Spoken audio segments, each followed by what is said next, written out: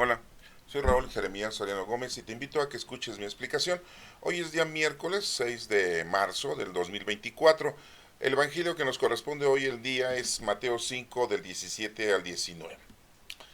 En aquel tiempo Jesús dijo a sus discípulos: No crean que he venido a abolir la ley o los profetas. No he venido a abolirlos, sino a darles plenitud. Yo les aseguro que antes se acabarán el cielo y la tierra que deje de cumplirse hasta la más pequeña letra o coma de la ley. Por lo tanto, el que quebrante uno de estos preceptos menores y enseñe eso a los hombres, será el menor en el reino de los cielos, pero el que los cumpla y los enseñe será grande en el reino de los cielos. Esta es palabra de Dios. Honor y gloria a ti, Señor Jesús. Bueno, recordemos que Mateo, siendo discípulo de nuestro Señor Jesucristo, publicano, recaudador de impuestos, y que nuestro Señor Jesucristo lo había elegido para ser su discípulo, nos deja esta información importante que ahorita acabamos de leer, y que, bueno, habla con respecto a la ley.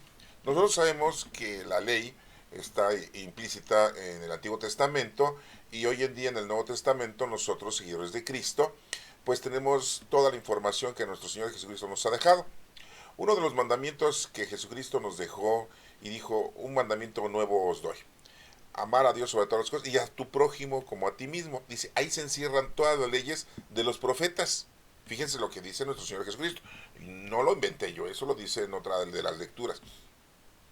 Pero sabemos que hay más de 600 leyes desde el Antiguo Testamento, ¿sí? Aparte del decálogo que tenemos, que a Moisés se le proporcionó en el monte Sinaí, después de que estuvo 40 días y 40 noches ahí en el monte Sinaí, y el Señor le dijo, te voy a dar la ley para el pueblo, antes de darles la tierra prometida, que la tierra prometida era la tierra de Canaán. Bueno, nuestro Padre Dios escribió con su propia fuerza, divinidad, su poder, las tablas de la ley de piedra, ¿sí? Y se las dio a Moisés. Vemos que después Moisés baja del monte Sinaí y se da cuenta que el pueblo ya se había corrompido en 40 días. Fíjense, en 40 días y 40 noches ya se habían hecho un becerro de oro. Ya estaban idolatrando. Esas son las malas costumbres, las malas tradiciones que habían adoptado. ¿De dónde? Del pueblo de Egipto. ¿No? Porque acuérdense que en Egipto pues adoraban dioses de esa índole y se hicieron un dios. Pensaban que ya Moisés había muerto, pensaban que Moisés ya no iba a regresar, pensaban que Moisés se había quedado en el monte Sinaí y pues dijeron, nosotros necesitamos un dios. O sea, luego nosotros caemos en esa idolatría, ¿sí? Así somos hoy en día, hermanos. Sí, pensamos que Dios no nos ayuda, pensamos que Dios nos castiga, pensamos que Dios no existe. No creemos en Dios, muchos no creen en Dios. Y se hacen sus dioses mundanos, terrenales y materiales, las pasiones que tenemos en el mundo, el gusto que le damos a nuestros cinco sentidos y a nuestra sexualidad. Y todo esto nos conlleva a ser idólatras. No necesariamente que ustedes hagan una imagen o una escultura como algunos otros, ¿no? Que ya le llaman la Santa Muerte. Y otros le dicen Malverde, ¿no? El patrono de los narcotraficantes. Bueno, no necesariamente eso, sino lo importante es darnos cuenta que desgraciadamente nosotros los seres humanos, como los judíos en aquel entonces, pues se hacían dioses. Y bueno, pues en aquella época, en la época de Moisés, se hicieron un becerro de oro en 40 días, hermanos, después de que nuestro Señor los había sacado del pueblo de Egipto de su esclavitud, entre comillas. Y bueno, pues todavía no entendían bien las cosas. Tenían conocimiento de lo que había hecho nuestro Padre Dios en la época de Noé y sus tres hijos, las esposas de sus hijos y la esposa de Noé, que acabó el planeta en un diluvio. ¿Eh? Estuvo llueve y llueve 40 días y 40 noches, ¿no? Sí, y se inundó y después se tardó mucho en bajar la intensidad del agua en la tierra. Murió mucha gente, ¿no? Todos aquellos que no creyeron, todos aquellos que no siguieron a Dios, todos aquellos que protestaron, todos aquellos se apartaron de los designios divinos. Bueno, todo eso lo tenían en conocimiento los hebreos, los judíos. Recuerdan que llegaron a Egipto, Jacob, el patriarca, nieto de Abraham, llevó a sus 12 hijos, que son las 12 tribus de Israel, a Egipto. Y sabían que nuestro Padre Dios es el Todopoderoso. Y aún así, aquí vemos los descendientes de todas esas tribus, que se corrompieron en 40 días, hermano. No, no, no.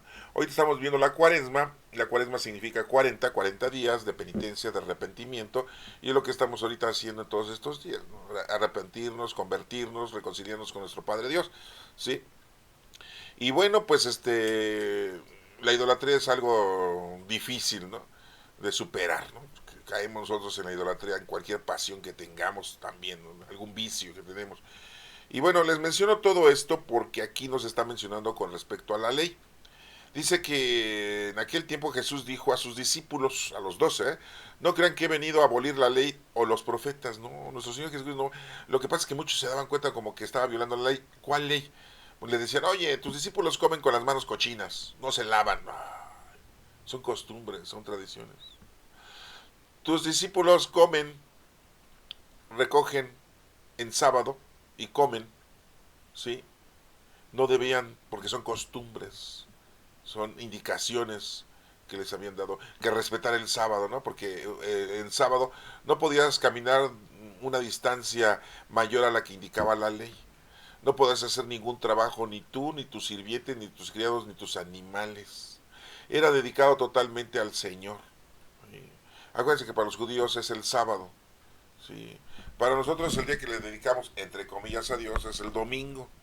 ¿Sí? Para ellos es el primer día de la semana, el domingo. ¿Sí? Y para nosotros el séptimo día pues es el domingo, el día que resucitó nuestro Señor Jesucristo. Son cambios totalmente, son cosas diferentes, ¿no? Pero les digo, seguían muchas leyes, ¿no? Nos lavaban las vasijas con mucho esmero, ¿no? Cuando llegaban a realizar alguna actividad de fiesta en nombre de nuestro Señor. Acuérdense que hacían sacrificios, holocaustos, sí, ponían altares, ¿no? Y seguían muchas normas. Yo digo, no digo que estén mal, pero en su tiempo y forma les funcionó al pueblo hebreo para darse cuenta de la adoración que le teníamos que tener a nuestro Padre Dios. Hoy en día es diferente. Por eso es importante que separemos el Antiguo Testamento del Nuevo Testamento, hermanos. Si nosotros nos basamos en el Nuevo Testamento, ¿por qué? Porque nuestro Señor Jesucristo vino a salvarnos.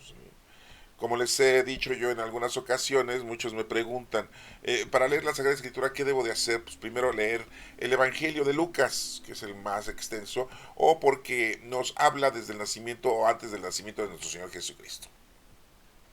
Después puedes leer el de Mateo, ¿sí? Puedes leer Marcos, el de Juan al último, los Hechos de los Apóstoles, y leer todas las cartas de lo que estaba publicando Pablo.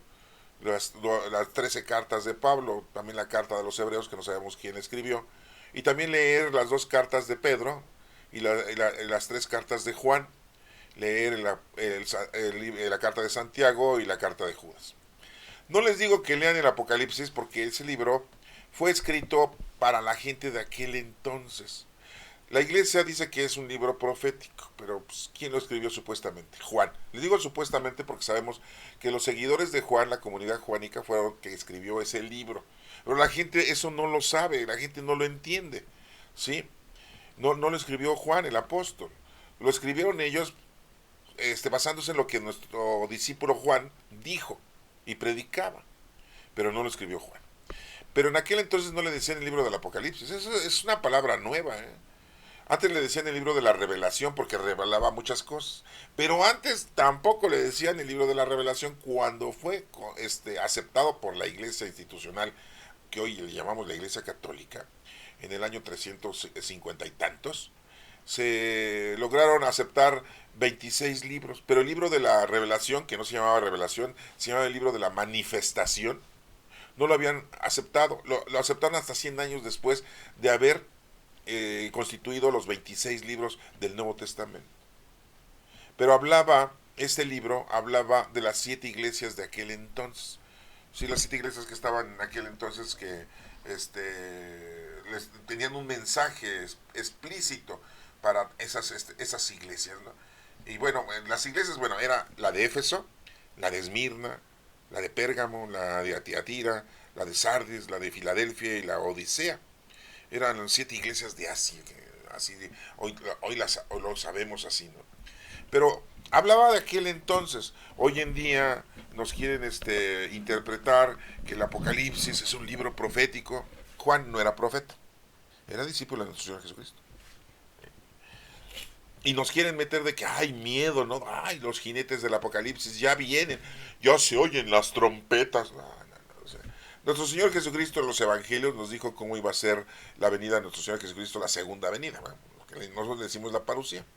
Recordemos que los discípulos galileos, cuando nuestro Señor se va al cielo en la ascensión, en una nube, una cosa como tipo nube que desde el suelo lo empezó a elevar, unos ángeles del Señor le dijeron a los galileos: ¿qué miran, Galileos? Así como lo ven partir, así va a regresar.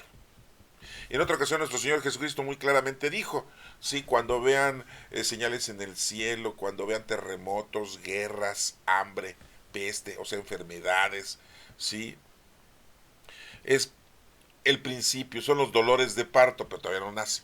Dolores de parto lo asemeja como una señora que va a dar a luz, ¿no? Apenas empiezan los dolores. Y bueno, pues yo les he dicho siempre que los jinetes del apocalipsis siempre han existido. Mientras haya un ser humano, va a estar los jinetes del apocalipsis con nosotros. Les decimos jinetes del apocalipsis, ¿sí? Como del fin del mundo, ¿no? Pero en realidad son los jinetes, ¿sí? Que nos acompañan constantemente. Hoy, anteriormente les decían jinetes porque andaban en caballo, por eso se denuncian así. Hoy casi andan en coche todos, entonces decíamos que son los 4 Ubers del apocalipsis, diríamos, ¿no? ¿Cuáles son? Pues es el hambre. Siempre ha habido hambre en el planeta Tierra. Peste, las enfermedades, siempre ha habido enfermedades. Sí, guerra, siempre ha habido guerra. Y siempre ha habido muerte. Mientras haya un ser humano, van esos jinetes del apocalipsis que se anuncian y se denuncian, siempre van a existir.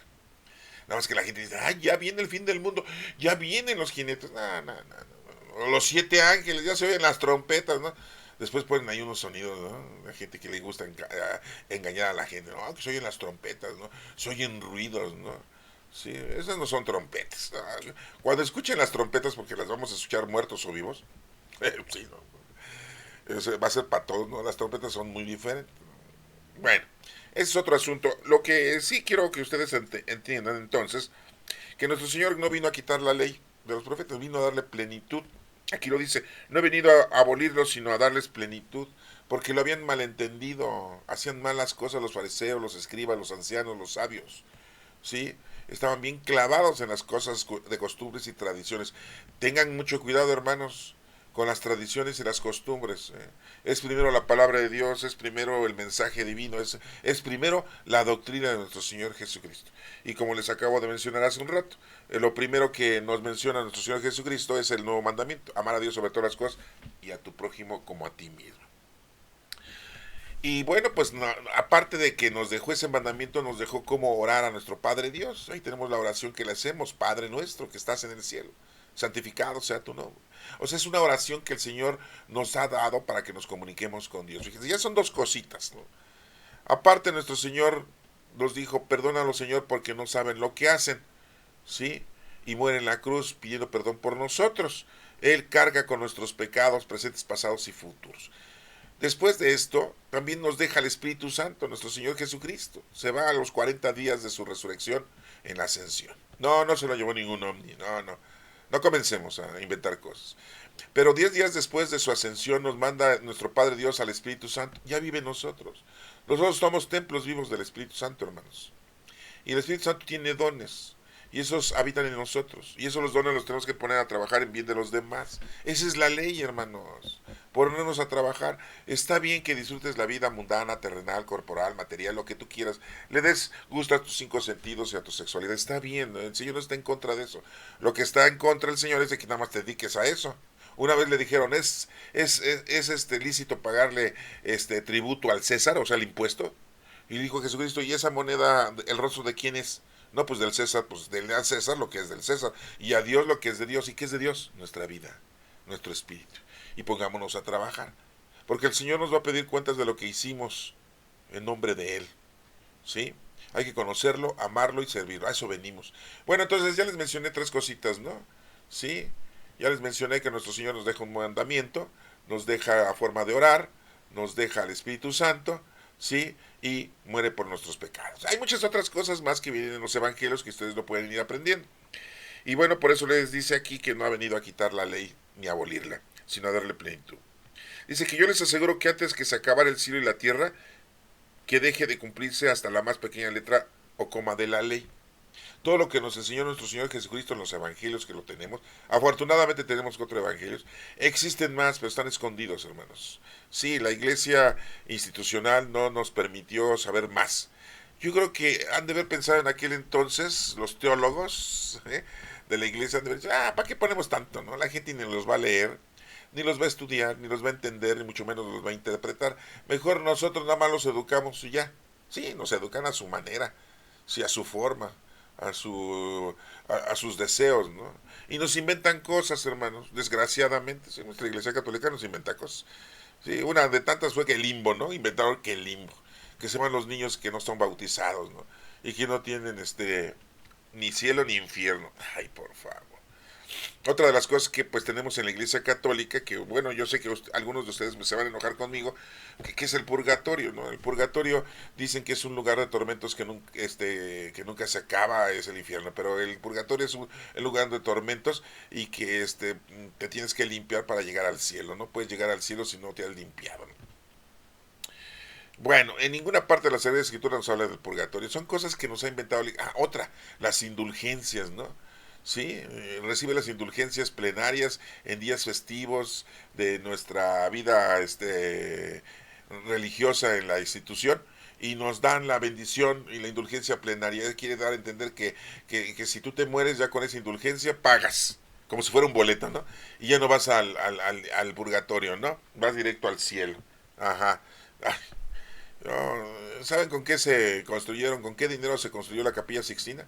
¿Con qué dinero se construyó la Catedral de San Pedro?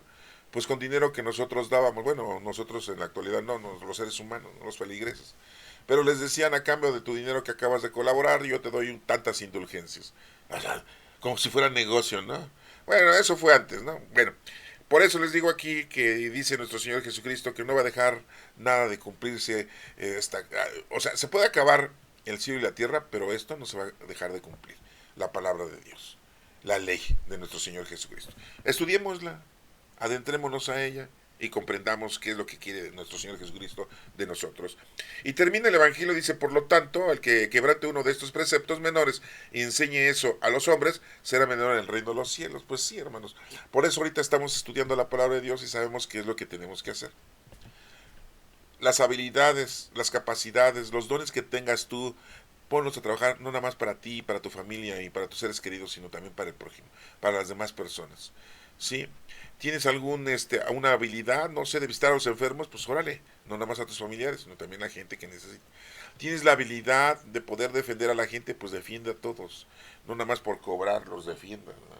Si tienes la capacidad de curar a la gente físicamente o espiritualmente, pues ayúdales. ¿Sí?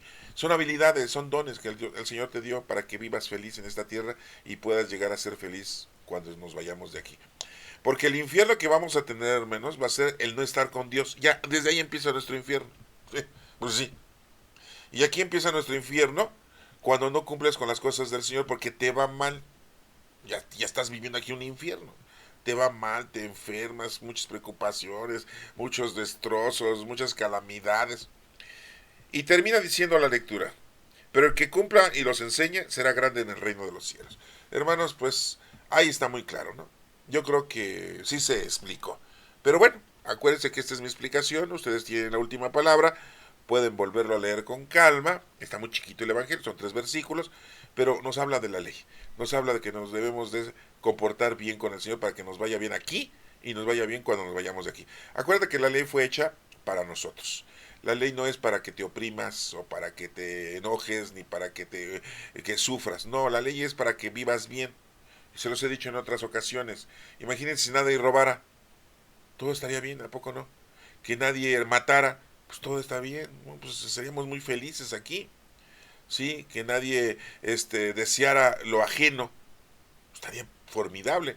Imagínense, no pondríamos rejas en las ventanas ni rejas en las puertas, pues nadie nos va a robar, no tenemos esa costumbre de robar y no tendríamos miedo de que nos mataran. A lo mejor nos morimos de un accidente o una circunstancia de alguna enfermedad o X, ¿no?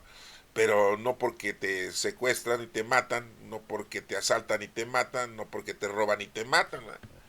Porque la gente que hace eso es porque quiere el dinero fácil. quiere vivir feliz, mundana y terrenalmente, y no creen en Dios, ¿sí? Tienen la oportunidad de arrepentirse y creer en Dios, pero no.